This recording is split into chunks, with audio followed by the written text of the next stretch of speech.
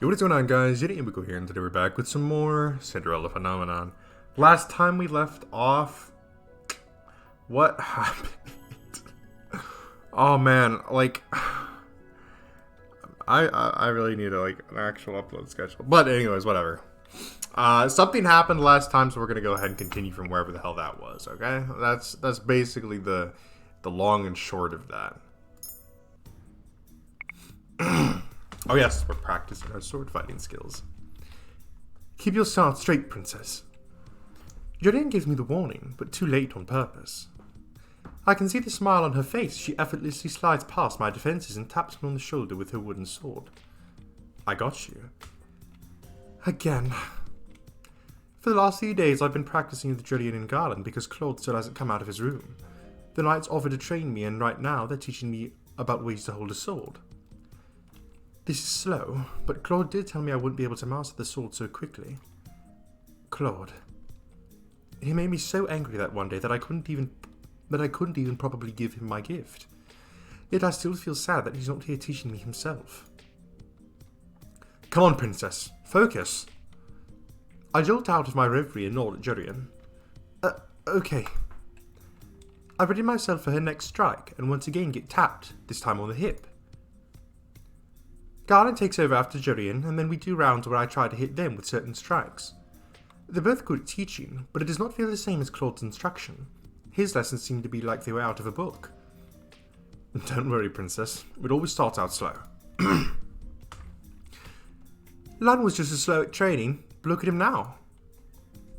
Garland whips his head around in Jurian's direction, his face turning deep red. Jurian, that nickname.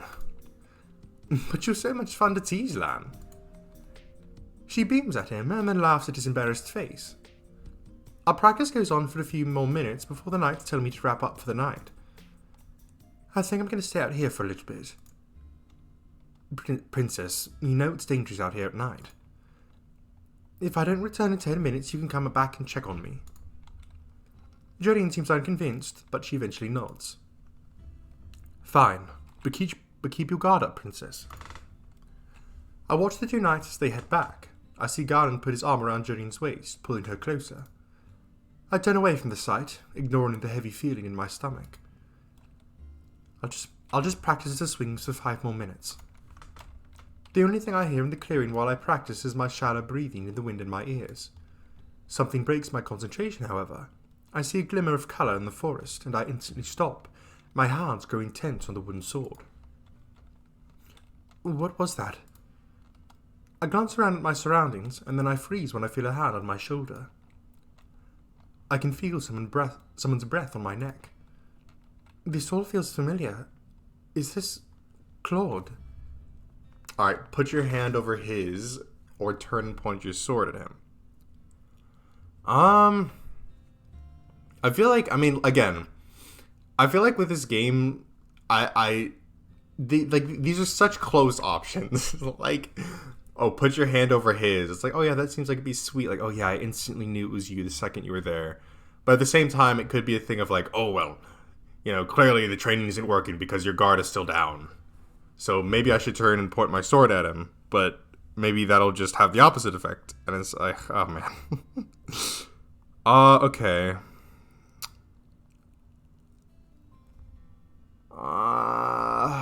I'm gonna go ahead and I'm gonna point my sword at him, mainly because I feel like with all that's been happening, like with the whole like, oh yeah, you've been like, hunted essentially. So I feel like kind of showing that I am on guard is probably the best thing to do, no matter who it is. I'm pretty sure I recognize Claude's hand, but because I know it's him, I also know what he'd want me to do. I took away from his hand and turned quickly to point my sword, the tip of the wood at his neck, and for a few stunned moments, I think I won. Even Claude looked surprised. It's really him. But then Claude's hands have moved, and he has one hand over my wrist and the other on the sword. Good morning, Yumeko. You realized you had an opening, but you broke your concentration.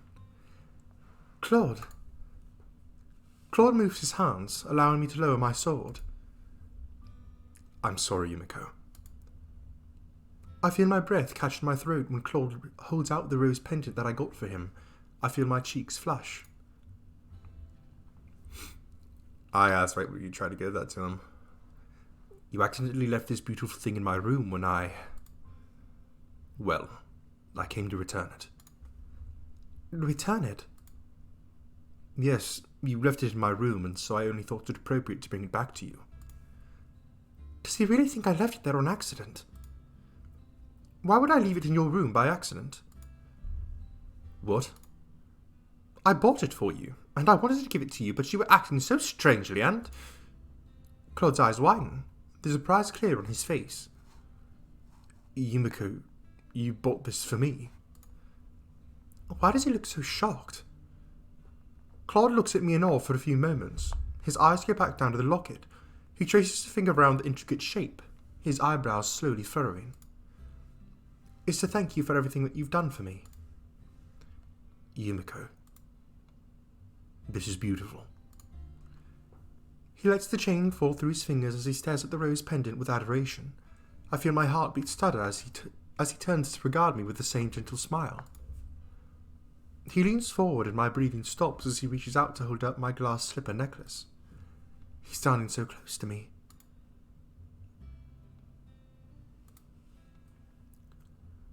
You really are a good person, Yumeko. You completed your second good deed. I think some kind of congratulation is in order. Is there anything you want that I can give to you? I look up at him and notice that Claude's smile doesn't reach his eyes.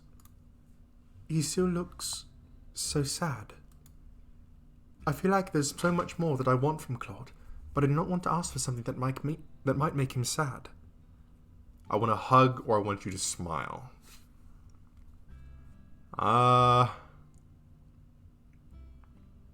Fuck it. We want him to smile. We want a real smile. We don't want a fake smile.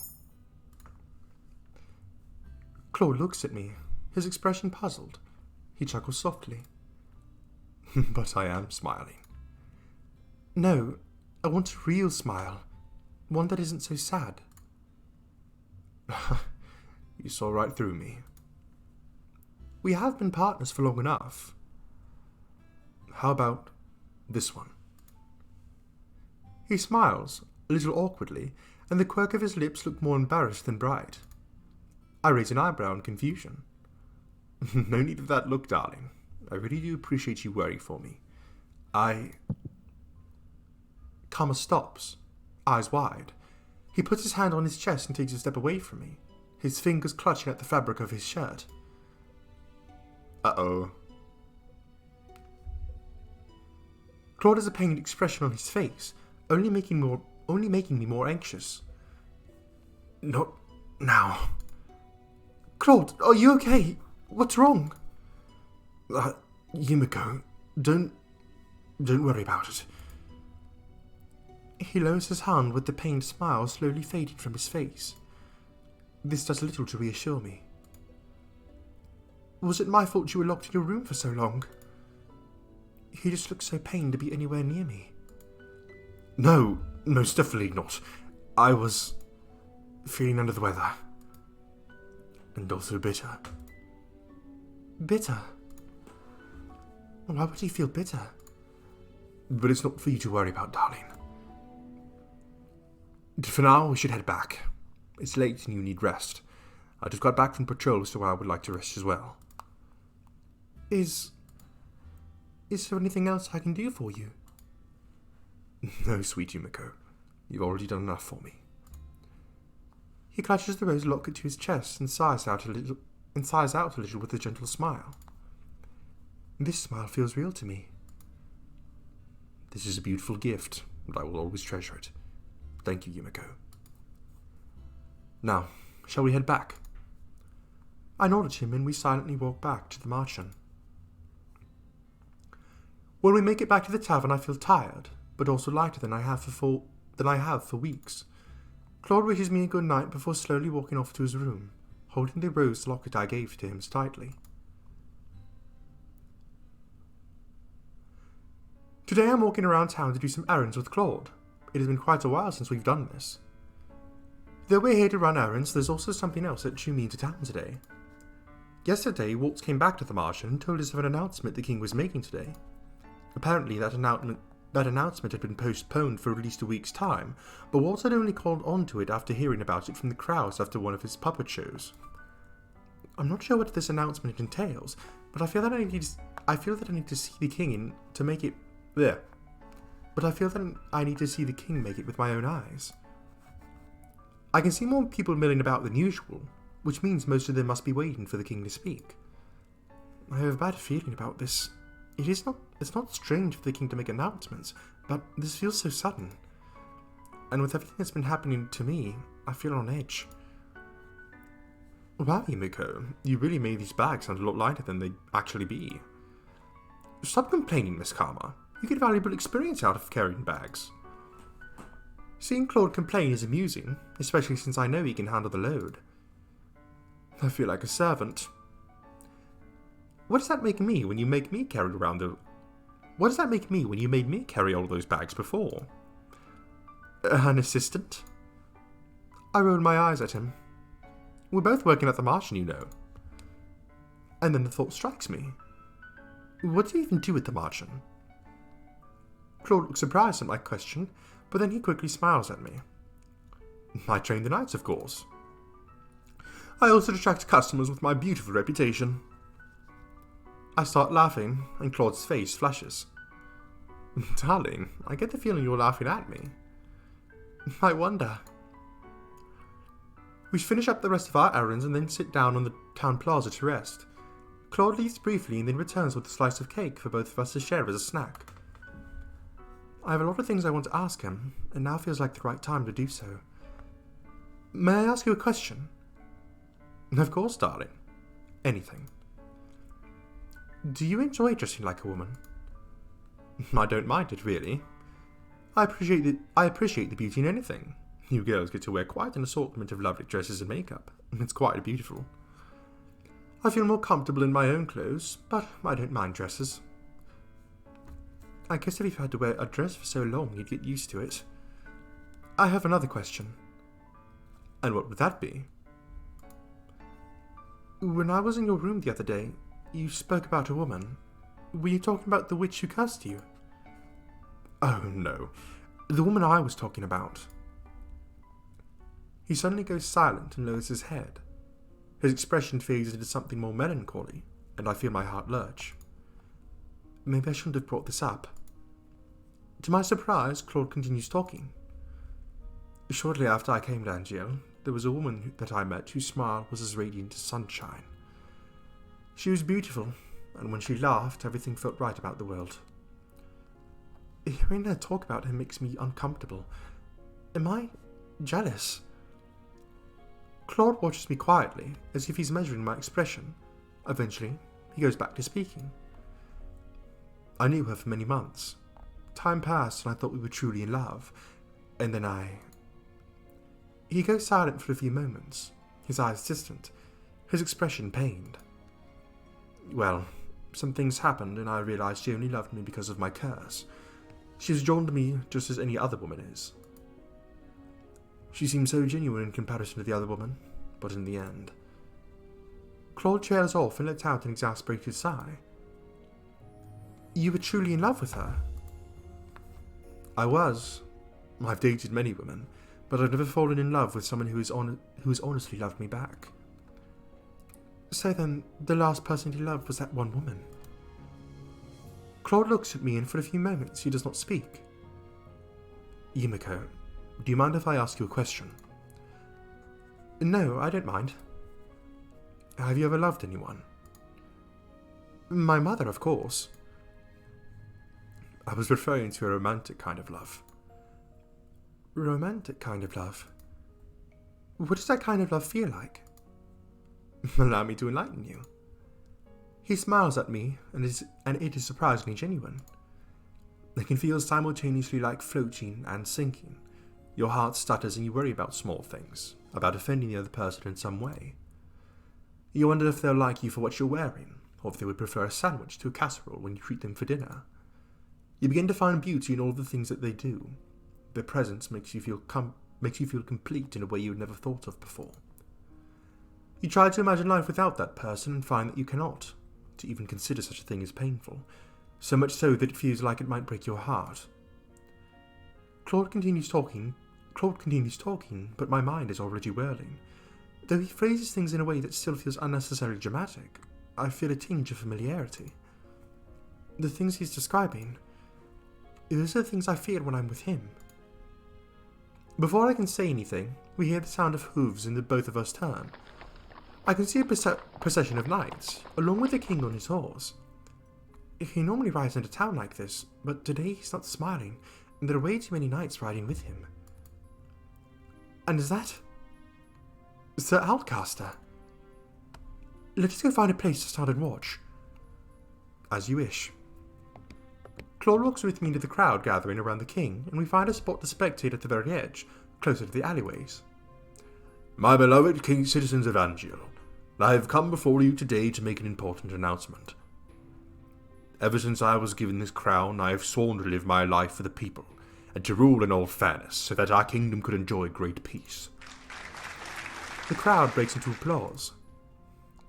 I stare at the king, an uneasy feeling in my stomach when I notice that there is sadness in his eyes, though he is smiling. Oh, I think I know what this is. Then I notice that Outcaster appears to be hiding a smile. I don't like where this is going. The king's speech goes on for a long minutes after that, with him detailing the commitments he made, the goals he set, and finally his love for the people. The audience around us claps and cheers, but Claude and I are silent. Something's not right. I nod in response. To this day I keep this promise. I would never break this oath, for it is the foundation on which I rule.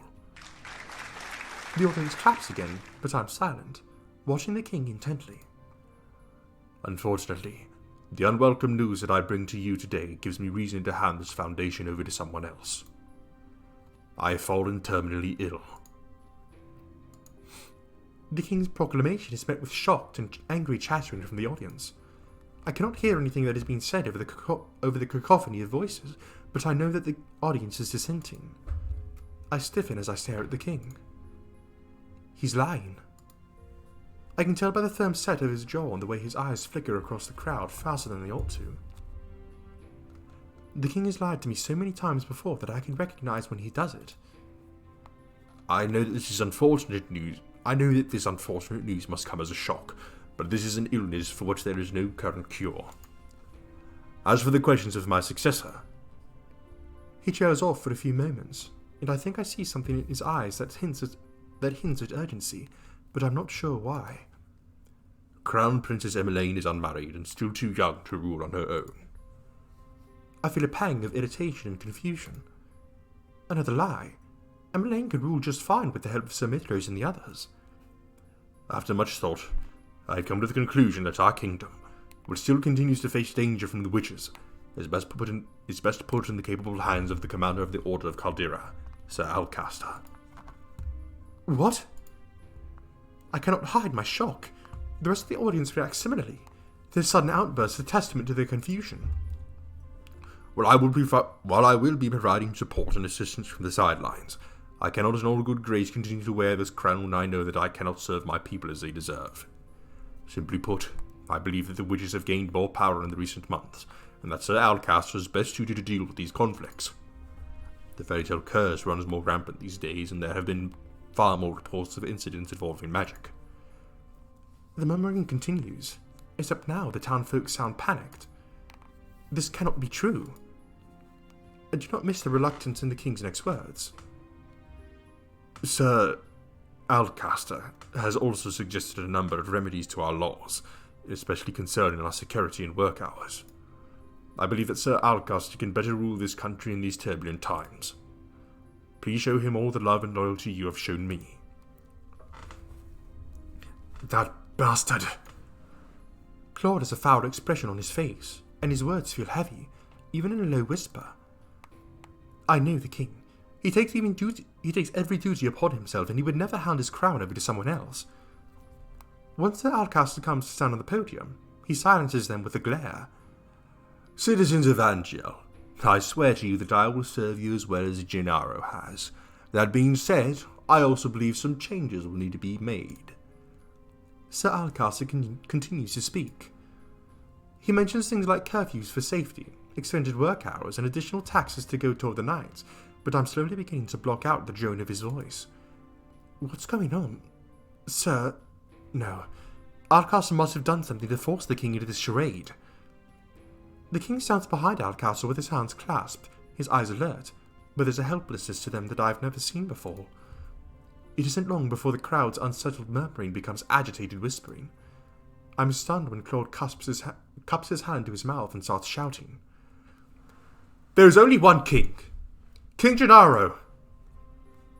Claude grips my hand and starts leading me around the outskirts so that the people cannot spot him as he continues to shout. The crowd begins to chant alongside Claude, and then they drag nearer to the stage where my father and Alcaster are standing. There is only one king, Gennaro! There is only one king, King Gennaro! Let's go, Yumeko. The crowd is right next to the platform now, and the chant carries on. Claude pulls me behind him, but my mind is on my father and on his desperate eyes. Hours later, the Martin's Tavern is chaotic. People are talking over each other, trying to relay the scene that they saw in town today. Every visitor here is talking about what they witnessed. I've been in a corner of the room this entire time, trying to understand everyone but failing. Delore and Parfait are not here to calm all of this chaos. Hey, Princess, how are you feeling? I almost jump when I hear Rumpel's voice. Surprised? I can feel when a damsel is in distress, milady. I'm really not in the mood for your flirting, Rumpel. Oh, my apologies. I thought you might have wanted some cheering up. Where's your partner? He went out of town to survey the situation. Calm doesn't do anything around the tavern, but he does a whole lot for you, doesn't he? I suppose it's the least a man in love can do. I feel myself blush. What is Rumpel going on about? Princess, you're pink. I am not. My mind feels all scrambled now. This is all Rumpel's fault. Thankfully, before Rumpel can continue talking, the door opens and Delore walks inside to call all the marching boarders into the reception room. When I stop in the reception room, I'm surprised to see two familiar figures standing beside Parfait. Emmeline and Rod. Both of them look downtrodden and discouraged. Everyone is noticeably shocked as they step inside. The prince and princess? Where did they come from? What is happening at the palace? What of Queen Ophelia? We need silence in the room, everyone. Delore raises her voice, effectively causing everyone to pause. She glances at Parfait, who nods and then turns to look at Rod and Emmeline. Princess Emmeline, if you would tell everyone what you told Delore and I. The room is unnaturally quiet as Emmeline begins her story. She starts with the events of 1 week ago. In the middle of the family dinner, Alcaster bursts in with soldiers and seized her, Rod, and Ophelia in front of the king. Sir Alcaster said that if the king didn't hand over his crown, he would kill us. We had no idea a coup would be staged. The three of them were taken to the prison cells, with Ophelia taken to a separate cell. Sir Fitzgerald helped us escape, but only just barely. Fritz, are you openly disobeying your father? I hope that he's safe. Alcaster wanted to kill the king, and I'm sure that he still will. But he has no reason to. The king has already handed over his crown. I speak before even realizing. Everyone stares at me, including Rod and Emmeline. Alcaster is a foul man. I only think he usurped the throne now without violence because he wants less resistance from the people. He never spoke up to my father before. Did you just say father? It's a long story, Em. Emmeline looks between Rod and I, her expression confused. You know each other? We do. Emmeline looks like she wants to say something, but she remains silent. Our mother is still inside the palace. We need to save her somehow, and Sir Fitzgerald. What happened to Fritz? We don't know. He helped us escape, but we were spotted at the last minute. He told us to run ahead and leave him behind. We didn't see him again after that, and we couldn't just wait, so Rod brought me here. Right now, we need to piece together the situation as quickly as we can, and then we need to figure out a way to save the king. I knew Sir Alcasser was up to something, but I never thought that it could escalate into this. Julian, what do you know about this? Garland and I weren't stripped of our titles because we disobeyed Alcasser's orders. It was because we overheard Alcasser plotting something and tried to tell the king of his plot. We gave him a warning, but the king did not believe us, not with Alcasser and Mithros whispering in his ears. The king didn't think Alcasser was possibly of such a betrayal. He thought we were trying to turn him against Alcasser for our own gain. And so Alcasser stripped us of our titles and banished us from the palace. Lady Parfait found us, and while we were happy to help out at the tavern, we also intended to eventually do something about the mess in the palace. So Alcasser has been planning this the whole time.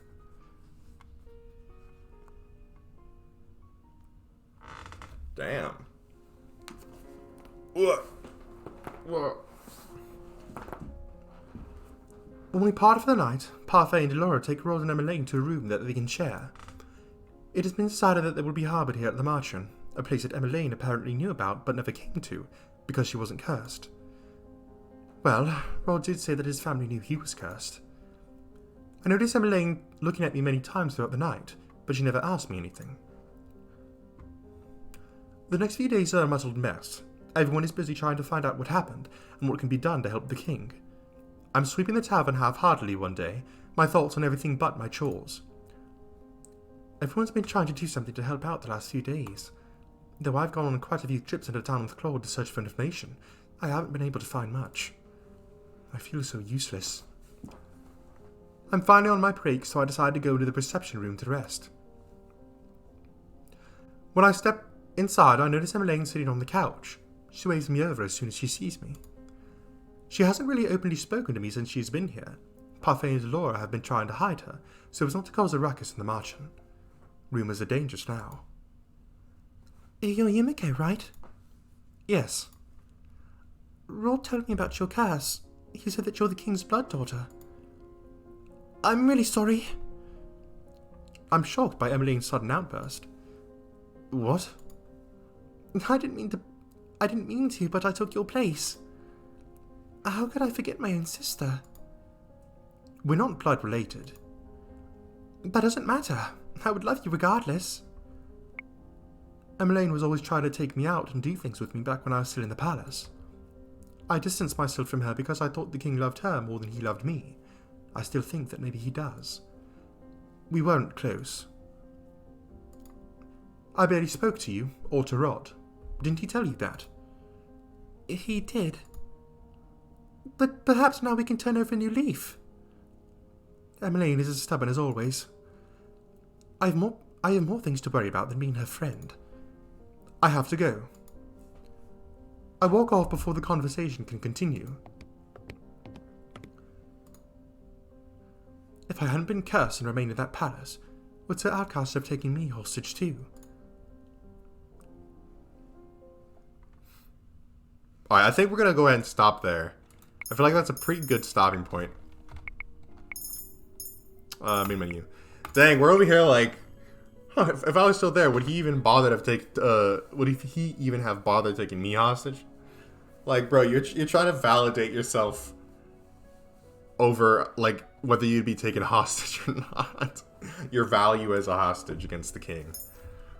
I am kind of curious if our relationship with Rod and Emmeline will be sorted out in this run through, as well as the fact that supposedly Rod's life is on the line here. So, I mean, like, considering we're not going down his path, it's kind of possible he could just die. But I guess we'll just have to see. Yeah, that's definitely something, because I know that in Rod's route at least, Alcasser did try and usurp the throne. It was during like a different kind of event, I think, not like a dinner, but yeah, he did try and usurp the throne. Because I think Mithros was like a witch, and also Fitz was a witch. It was kind of weird how they were how they were doing that. But yeah, so we know that Mithras is the witch. So I guess that now that we don't necessarily have that inside access to the palace, it's going to be different as to how we're going to deal with this. So that'll be interesting to see. But that's going to be it for this time. If you guys enjoyed, make sure to leave a like on the video and tell me in the comment section below what you'd like to see me play next. If you enjoyed this video or any other videos or series on my channel, then I highly recommend that you hit the subscribe button and turn on post notifications so you can be notified when a new one of those videos comes out. Anyways, that's it from me, and I'll see you in the next one.